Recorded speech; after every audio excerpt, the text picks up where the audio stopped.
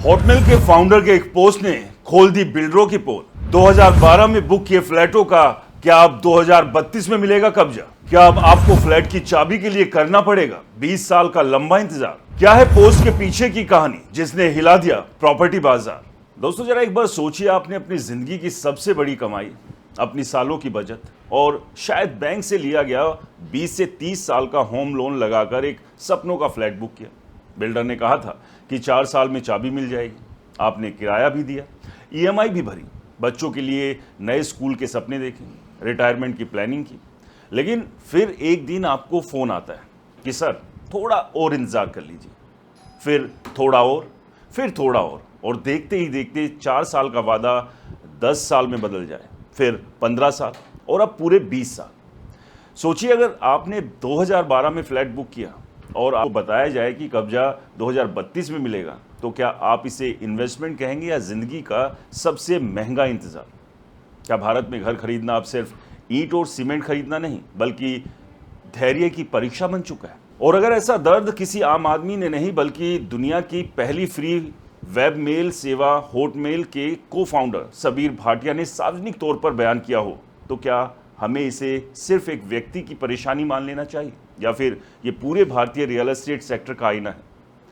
नमस्कार, मैं हूं राजके वर्मा और आप देख रहे हैं आपका अपना पसंदीदा चैनल रिपोर्टर जी। दोस्तों आज मैं सिर्फ सबीर भाटिया की वायरल पोस्ट की बात नहीं करूंगा, बल्कि उस कड़वी सच्चाई को समझाने की कोशिश करूंगा जो लाखों भारतीय फ्लैट खरीदार हर रोज जी रहे हैं। हम समझेंगे कि आखिर ऐसा क्यों होता है कि करोड़ों रुपए लेने के बाद भी बिल्डर समय पर फ्लैट नहीं दे पाते। रेरा होने के बावजूद देरी क्यों खत्म नहीं होती? किन शहरों में सबसे ज्यादा प्रोजेक्ट अटके हुए हैं?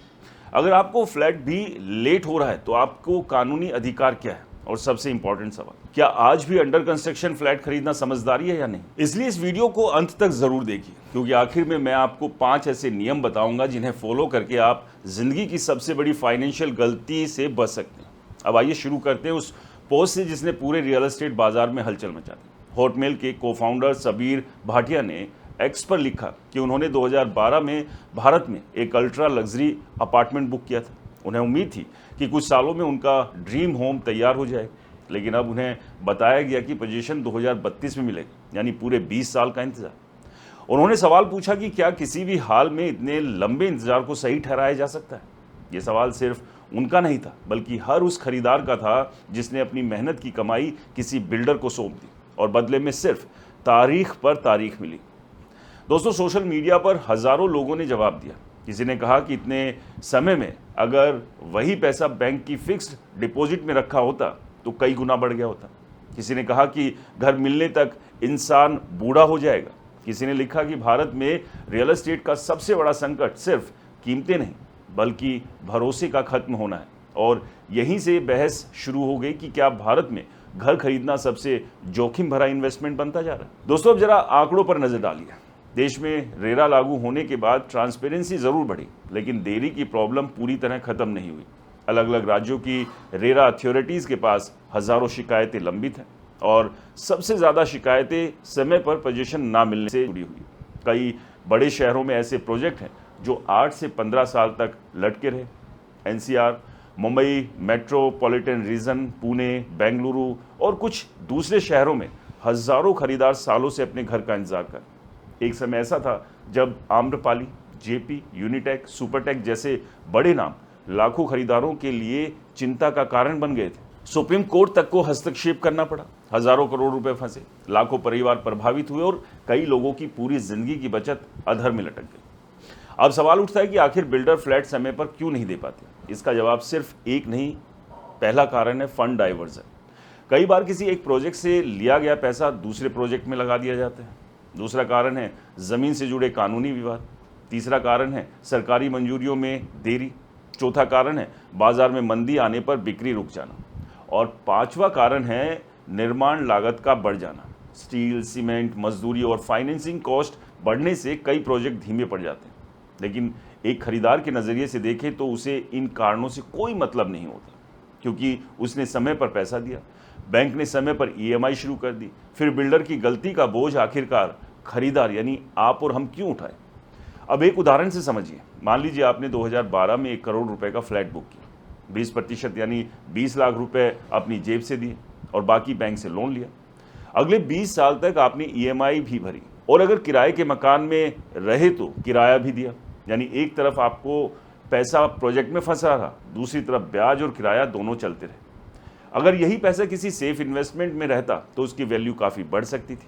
यही वजह है कि कई लोग कहते हैं कि देरी सिर्फ समय की नहीं बल्कि अवसर की भी सबसे बड़ी कीमत है। अब एक महत्वपूर्ण बात समझिए, हर लेट प्रोजेक्ट धोखाधड़ी नहीं होता और हर बिल्डर गलत नहीं होता।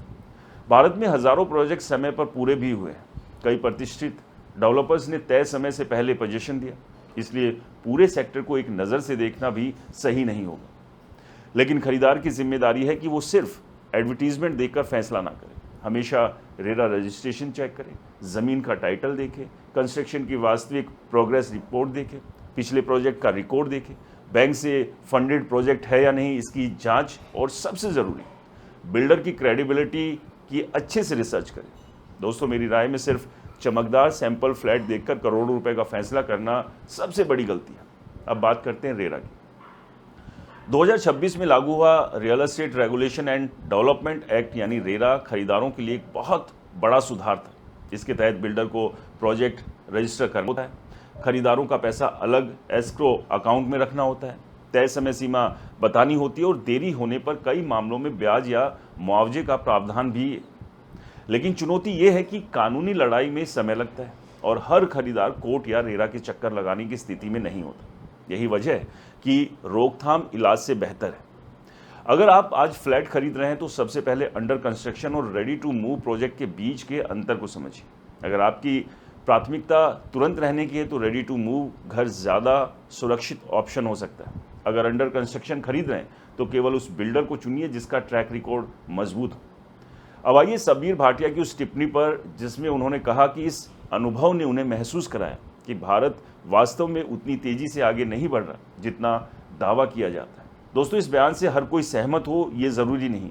भारत में infrastructure, expressway, metro, airport, digital payment और हाउसिंग सेक्टर में पिछले कई सालों में बड़े बदलाव हुए। लेकिन साथ ही ये भी सच है कि अगर करोड़ों रुपए का घर खरीदने वाला खरीदार 2 दशक तक चाबी का इंतजार करे तो इससे व्यवस्था पर सवाल तो ज़रूर उठेंगे। इसलिए इस मुद्दे को भावनाओं से नहीं बल्कि सुधार के नज़रिए से देखना चाहिए। दोस्तों, मेरी बतौर रियल एस्टेट एक्सपर्ट्स राय साफ है कि भारत का रियल एस्टेट आज भी लॉन्ग टर्म में मजबूत संभावना वाला सेक्टर है, लेकिन आंख बंद करके इन्वेस्टमेंट करने का दौर खत्म हो चुका है। अब केवल लोकेशन नहीं बल्कि डेवलपर की विश्वसनीयता सबसे बड़ी संपत्ति।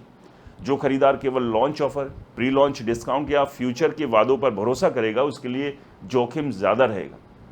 और अंत में मैं हर घर खरीदार को 5 बातें याद रखने की सलाह दूंगा। पहली, कभी भी रेरा रजिस्ट्रेशन जांचे बिना बुकिंग ना करें। दूसरी, बिल्डर का पिछला ट्रैक रिकॉर्ड ज़रूर देखें।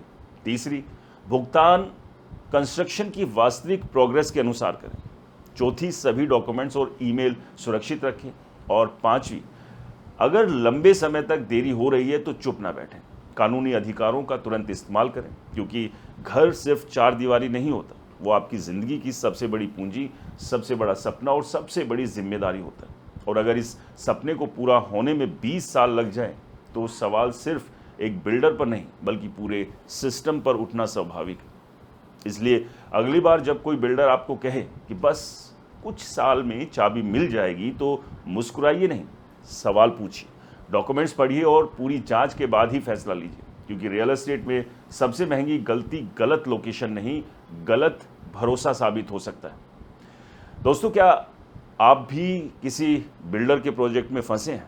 और अगर फंसे हैं तो वो प्रोजेक्ट कौन सा है और कितने साल हो गए आपको अपने घर की चाबी के इंतज़ार में? कमेंट कर ज़रूर बताएं। वीडियो पसंद आया हो तो इसे लाइक करें, शेयर करें और आपके अपने चैनल को सब्सक्राइब और फॉलो करना बिल्कुल ना भूलें। मिलते हैं रियल एस्टेट की किसी और खबर से जुड़े वीडियो में, तब तक के लिए मुझे दीजिए इजाज़त। नमस्कार, जय हिंद।